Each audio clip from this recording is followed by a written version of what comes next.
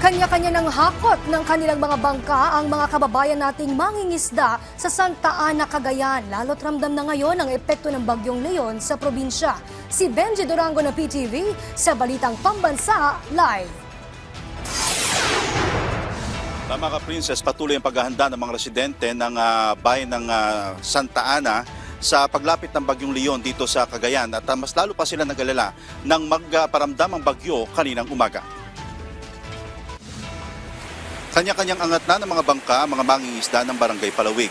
Sa takot na masira ng storm surge, binantayan pa nila ito. Baka raw biglang lumaki ang Palawig River na karugtong lamang ng Babuyan Channel.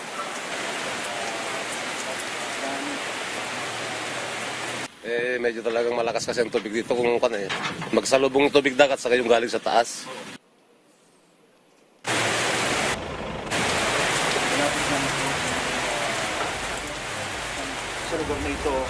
Isang barangay na ito sa siyam na coastal barangays na areas of concern ng bayan ng Santa Ana sa Cagayan.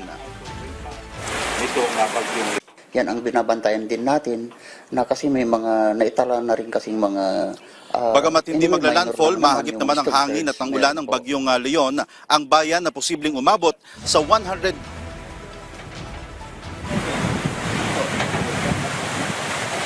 Bagamat hindi magla-landfall, ulitin ko lamang, Princess, ay mahagip naman ng hangin at ng ulan ng bayan ng Leon ng Bagyong Leon ang bayan na posibleng umabot sa 100 kilometers per hour o higit. O higit pa, kanina umaga nga, naramdaman na ito. Malakas na ulan at pagbugso ng malakas na hangin ang dahilan kung bakit kansilado ang biyahe ng mga maliliit na sasakyang pandagat. Patawid at pabalik ng isla ng Calayan. Utos na rin ito ng Philippine Coast Guard para maiwasan na magkaaberya sa gitna ng laot sakaling tumaas ang alon.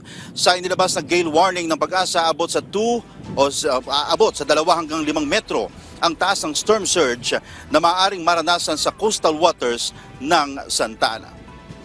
Samantala, Princess, sa pagkakataong ito, huminto ang ulan. May konting hangin tayong nararamdaman pero napapansin ko lamang, kung makikita nyo lamang sa aking likuran, ay malakas ang alon nitong Babuyan Channel papasok dito sa Palawig River. Samantala, yung muna update mula dito sa bayan o sa probinsya ng Cagayan. Balik sa iyo, Princess. Maraming salamat, Benji Durango.